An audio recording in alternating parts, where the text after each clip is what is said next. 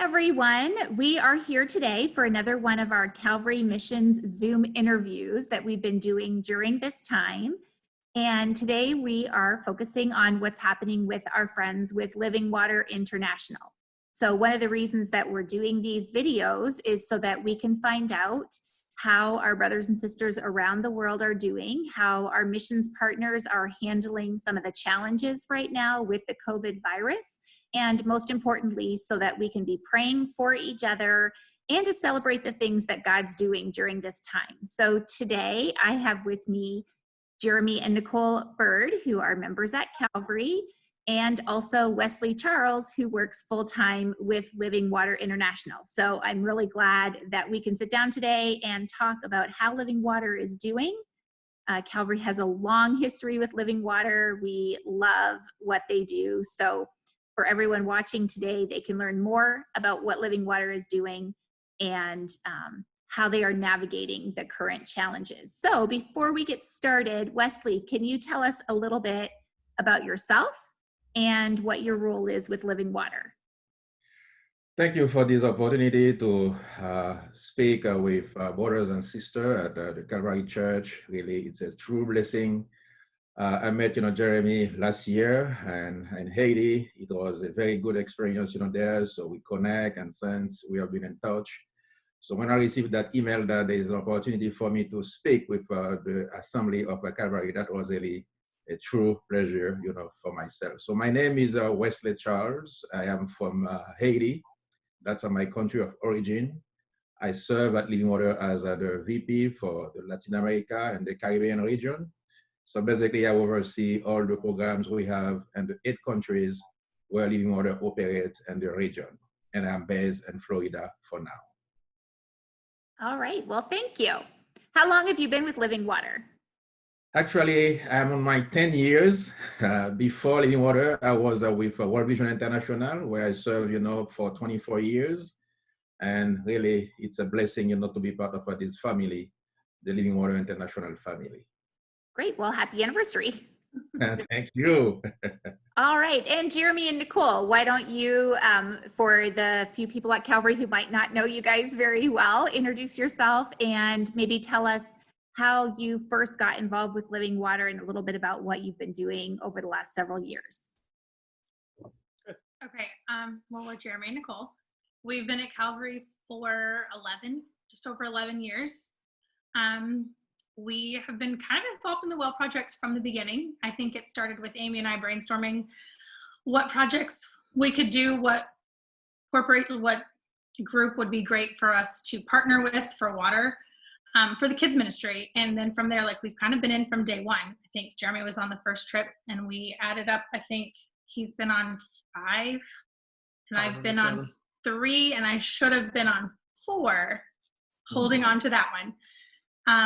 We've done both sides of the trips. We've drilled and we've done hygiene, and we've both been in leadership on the teams. So this is a cause that is near and dear to our hearts for sure. Yeah. All right. And I know, go ahead. Sorry, go ahead, Jeremy. I would say, as Nicole said, I was on the first trip, which Amy, you were instrumental in getting me on that. And that really touched me just from seeing the people and how happy everyone is in those areas, even without a lot of stuff that we take for granted here. And that just touched me. And ever since, I've just loved Living Water. I love the staffs there. I love what they stand for. I love everything they do about it. I love sharing the stories as well. Mm-hmm. Yeah. For those who aren't as familiar, so Calvary started raising money for clean water projects in 2011. And then a couple years after that, felt like, actually, I think someone prodded me, and I was really nervous about it at first, but someone encouraged me that we should put together a team and go. And at first I was like, no. And then after a series of conversations with people and prayer, we put together our first team. It was life-changing. I mean, one of the best weeks of my life. And just so affirming to us that partnering with Living Water was such a good decision, because one of the things I love about Living Water, Wesley, is I think of all the places we had looked at, they do such an amazing job of the actual well project, and then as amazing as a job sharing the gospel. And so the emphasis on both of those things together was just so apparent to us that first trip. And so now we've since then sponsored 10 wells. The well in Guatemala will be the 11th well, and we've sent 6 trips. So, and hopefully many more to come. Yeah. So, yeah, for sure. And Wesley, can you tell us, how are things going right now with Living Water? Obviously, the last couple months have been a challenge. Our team actually had to cancel the trip basically last minute. Like, I don't know, Jeremy, Nicole, was it the day before or? We were supposed to leave on Friday and we canceled on Thursday. Yeah. And then Oh my goodness. that weekend was when the bottom kind of fell out of everything. So Yeah. made the decision Thursday afternoon, Yeah. Friday, and I think by Saturday there was no going anywhere after that. So Right. Yeah. So what do things look like on your end, Wesley, for Living Water? Are they having to pull out of every country? What's happening? Well, first, let's start by saying that, we start the fiscal year 2020 very strong because the 2020 was like, the fourth year on the 5 years plan we have. That's that, since 2016. So we have a 5 years plan that went, from 2016 to 2021. And really, we had a very aggressive, goal for that period of 5 years. So we wanted to reach, 2 million people, during those 5 years of period.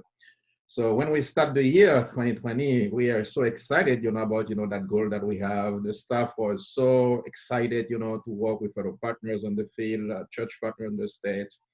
And as a matter of fact, the last week of February, my team, all the regional, staff we have in Latin America, we met in El Salvador precisely to set, the targets for the fiscal year 2021. So really, we're very ready, not only to complete the goals we have for 2020, but also to start the new fiscal year, July, 2020. But when, the COVID, show up and we start to get news, and then we start to get, some report from some partners we have. We did, some consultation with some experts in terms of security. So we had to make that some critical decision. But actually, I should say that, in terms of staff, our staff, are okay. And really, we are very pleased. We are very grateful for God protection of our staff. So far, no case of COVID reported among the 300, staff we have over the world. That includes, Latin America, Africa, in India, which is really a blessing. So the first weeks were very hard for staff. And really what we had to do during the first weeks were just to stop, whatever we are doing, to focus on our staff, to take care of our staff and give some space to our staff, to take care of themselves, to take care of the families. And at the same time, to start to equip them how to cope with that situation, because really it affects, everyone. And in some countries, I should tell you that the lockdown is not like the one that we experience here, because here, even that we have the lockdown, but you can still go out, to do shopping. Mm-hmm. That's not the case in Central America. They are more strict in terms of restriction. Like, just, the past weekend in Guatemala, it was on Thursday, and the president, announced that, given the situation in Guatemala, so we are going, to have a curfew. That will start on Friday. So people have just, 12 hours and to buy food, whatever they will need for the weekend. And the weekend will go from Friday, the curfew from Friday up to Monday. I mean, and some of my staff, one of them, she went to the next store and what she could find, just some eggs. So basically she spent the weekend, eating eggs, every day with the 2 children that, she has. Yeah. So that's the situation that, my staff, are experiencing, on a daily basis. So our staff, by God's grace, so they were able not only to overcome the fear they have at the beginning, mm-hmm. and now they start, to support people, other people, to support the families, because we believe that the message that we have, not only, clean water, but the living water, we have to stand up with those people, with the church. Because as you said, our program is not just, drill a well. It's more than that. We have, the part of the hygiene education, which Mhm. is so critical today. Right. We have also the part of the church mobilization, because in such context, the church have to play a role. So staff now, they try to reach out to the church so they can do that role they have, to do. So really, even that, we cannot drill in some of the place, but our staff in all the 8 countries in Latin America, they are up every day using, WhatsApp, phone call, SMS, Facebook, radio, TV, whatever they can use to reach out to those people that we cannot reach. And as a matter of fact, not only we believe that we can complete up to 90% of the projects we have for this fiscal year, but on top of that, we are trying to reach 2 million people with our message of sensibilization, about water and hygiene and so on and so on. And then at the same time to work with some government, the local government. Actually, we have a very aggressive, goals, today to work with some church, to support some church, more than 1,500 church. So we are trying, to support now. And then health centers, 300. So we try to support during just this quarter so they can provide better service, to the people. In terms of trip, very unfortunately, we had to cancel 135 trips. And really, it's not just an administrative decision, because every trip we have an average of 9 people. So basically, what we are missing today is the opportunity to expose those partners we have in the state, to the field reality, to experience, to share the love of the God, with those people. That's really the really true missing opportunity that we have. But we are trying to overcome that barrier and to see how we can still connect you with the people in the field. Because as I said, many times, the issue is not just, the financial support that you are giving to us, but the relationships, is critical for our program. So that's the way we try, to navigate in this situation. Are you able to send teams out to do like set up water sanitation stations and teach hygiene and stuff? Are they able to go out and do stuff like that now in the communities? Yes, in some countries like in Nicaragua, they can go out. Okay. That's the case in Haiti, so they still can go out. In Salvador, even though there are restrictions, but because of the work that we are doing, we got a special permit from the government to keep operating. That's the same in Peru. So our staff, use, PPE, protective, equipment, for themselves. And countries where the restrictions are higher, like, Guatemala, Honduras, so we use like, mass media communication, WhatsApp, Facebook, to do the hygiene lesson to the people. Yeah. That's good. That's great. So a lot of the wells that we've drilled and raised money for are in Honduras. So can you tell us a little bit specifically about how the country of Honduras is doing? Yes, Honduras is one of the countries where really government is, they're trying to do their best, but it's not really easy for them. First, in the north of Honduras, that's the place you have drilled in the past, they have the highest level, of contamination in the north of Honduras. So our staff, the partner we have there, they cannot do too much except that, just, to mobilize the local church and work with the families over there. But one thing that we're able to do is to make sure that all those water points, we have done in the past, they keep functioning. Right. Because as you teach people, to wash their hands, but if there is no water, how they can wash their hands? Right. So even that we cannot, drill new wells, but we are doing our best, to keep functional, the water points wherever they are. So we try to connect with the water committees and provide some support to them at distance and how to keep flowing the water on the, water systems. That's good. I'm sure having the wells in those villages puts them in a better position for them to be able to keep up with hand washing and things like that. That's correct. Exactly. So that's the point that, our top priority is to keep flowing whatever we are drilling well, how to sustain the work we have done in the past, so at least people can get access to clean water. So we had a team that was scheduled to leave. We spoke about it earlier. We're supposed to leave to go to Guatemala in March. And we're still staying together as a team. And we're looking forward to the day that we can go to Guatemala. Do you have any insight, Wesley, onto when trips would be able to start up again?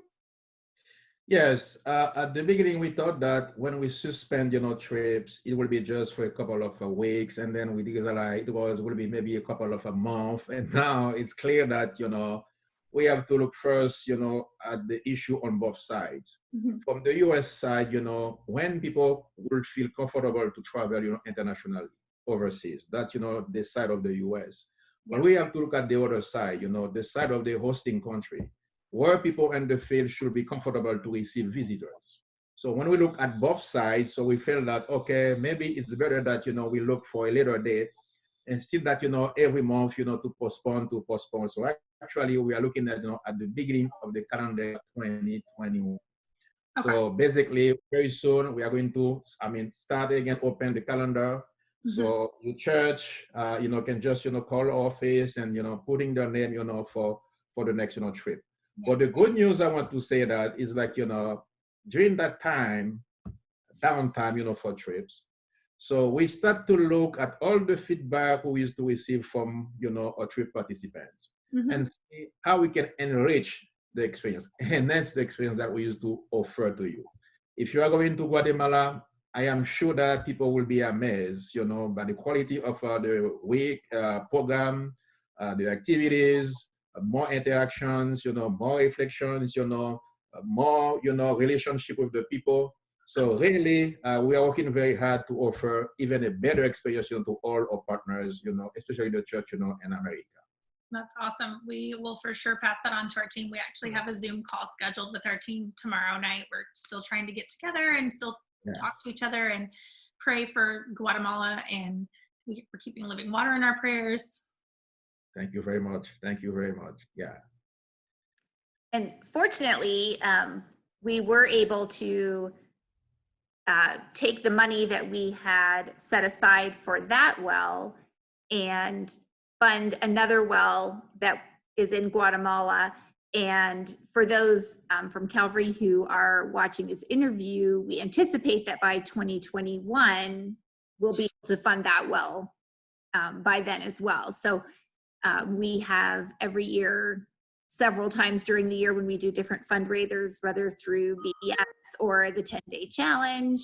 And I'll put notes about those in the description for the video, but we'll continue on our end to keep raising money so that we'll be able to fund another well.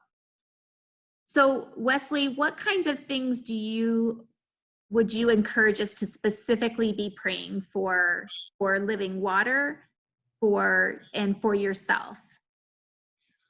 Well, first of all, I want to thank the church for your partnership. Really, it's a true partnership because I can see that it's not just a money transaction. So it's like we share the same vision, the same mission. So we feel that we are on the same cause. So thank you very much for what you have done with Living Water, and I believe that whatever you do for the trustee, it's not for Living Water because we are just a canal, channel, an instrument, a tool that God is using for you to bless other people. So thank you very much. In terms of a prayer, I will say first, I think we need to pray for the wisdom for our leadership team because as you know, there are so many moving pieces today, and every day we have to take some critical decisions. How to make the best one, the one that will glorify God, the one that will go according to His plan for His people. And that's my main request every day whenever I have a meeting. So God, give me more wisdom so I can make the best decision. So that's the first request I will put on my list to you. The second request is for the protection of our staff, the safety of our staff, because as I said before, our staff, they are part of the country. They are exposed as many other people. But, for them to stand up and for them to keep going to some communities wherever they can, for them to manage their families, even when they stay home, to keep doing the job they used to do at distance. They need, more, we need to pray for the safety, the protection, and also for God, to bless them. And the last thing is to pray for people like you or partners. We have so many church partners in the States, and I believe that, without you, it will be impossible for us, to do this ministry. So pray for yourself, on our behalf, because I feel that you are part of us. So thank you very much for this opportunity. Yes. So Wesley, I'm curious, do you usually do a lot of traveling? And so is this really unusual for you to not be traveling? That's a true question, because usually I spend 1 week and a half at home per month. Oh, wow. Actually, my last trip was just, since the second week of March. So now I spend the whole April at home. In May, so far I'm at home. I don't know when I will be able to fly again. So I have to adjust, myself. But we are very busy every day with virtual meetings and phone call and so on and so on. So I try to adjust myself. Of course, my family enjoy that. I enjoy some time with my family. That's the best thing. I was going to ask, is your wife ready for you to travel again, or is she? I'm not sure about that. So, Jeremy, Nicole, do you guys have anything else that you want to share before we wrap up? Or maybe for someone who's thought before about going on a living water trip and is watching this, I hadn't thought until Wesley pointed out, but I mean, I know going on the trip for me was life-changing. I know for both of you it was. And so all of the people who are missing out on going, especially for those who this would have been their first trip going, it is, sad to think about them not getting that experience. So for those who are watching and are thinking, well, maybe I'd love to jump into a Calvary trip, what would you tell them? I'd say do it.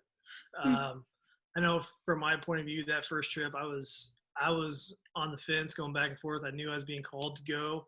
I fought it and I went, and then God showed me things that I never dreamed I would see. I've been able to share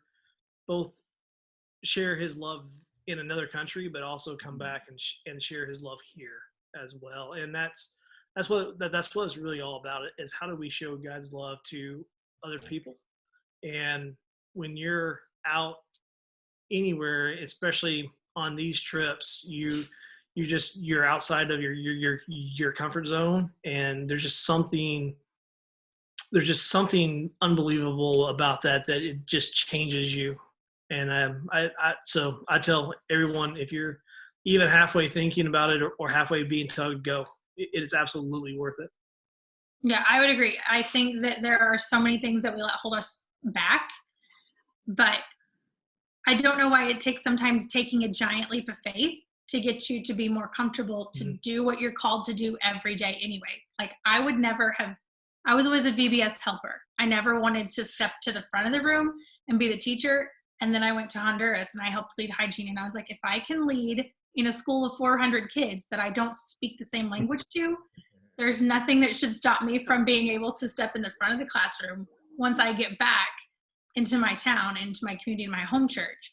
So I think that like the boldness that comes with stepping outside your comfort zone, like I don't know that you can really get it anywhere else. I mean, you can on other trips and things, but there's something about pushing yourself and the bond you have with your teams. It's amazing. Like we have lifelong friends from these trips, and some of our friends we've stayed in contact with in other countries.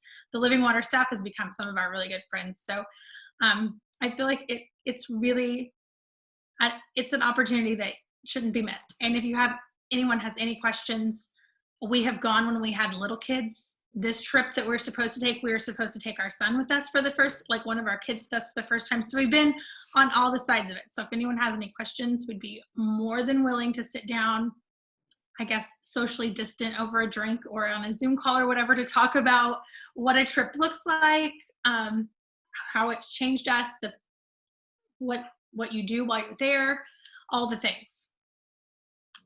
Yeah, and specifically with Living in Water, there's just something that when that water comes out of the well and you see this community who you've spent that week with, who has just praised God all week, that people are there that care about them, and then you see that water come out, it's clean. The first time that they've had clean water in that area, and they're jumping for joy and they're praising God. There's just something about that is just, it just gives you goosebumps, and it's really amazing. And I think a lot of us let it hold us back, that we think that we don't know enough of the Bible. Like we don't know enough to share with others. Living Water walks you through those steps, but also on the other side of it, like they pour so much back into me during that week. Like, you don't have the shared language, but you have a shared love. With the partnerships with the churches, a lot of communities know about Jesus already, and there's that shared love, that language is not a barrier for. It does something, and you don't come home the same. Yeah. Yep.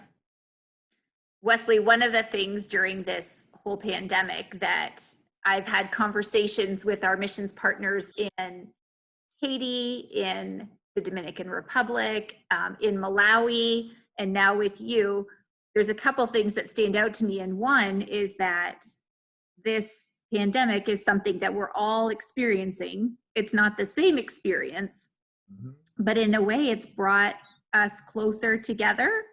And then with everyone going onto Zoom and online, the world feels a little smaller, because about a week or two ago, I was facilitating our Calvary worship service, and I looked, and Dennis from Honduras has joined us for worship, or they go live in another country and we can pop on and worship because so many things are online right now, which is crazy.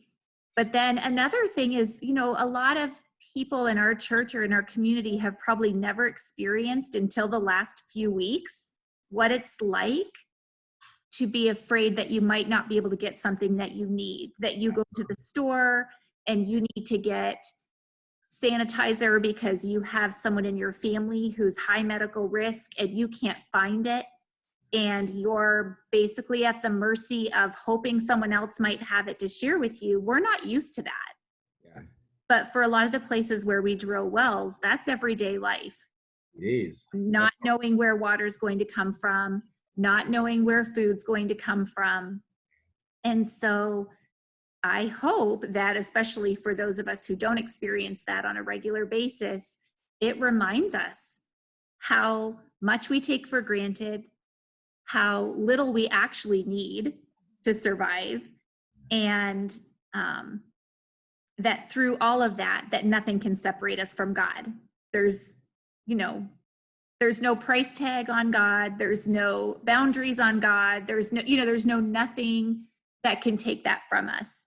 And so I think there's been, from a missional perspective and from a worldview perspective, just a lot of things coming out of this pandemic that are good for the church.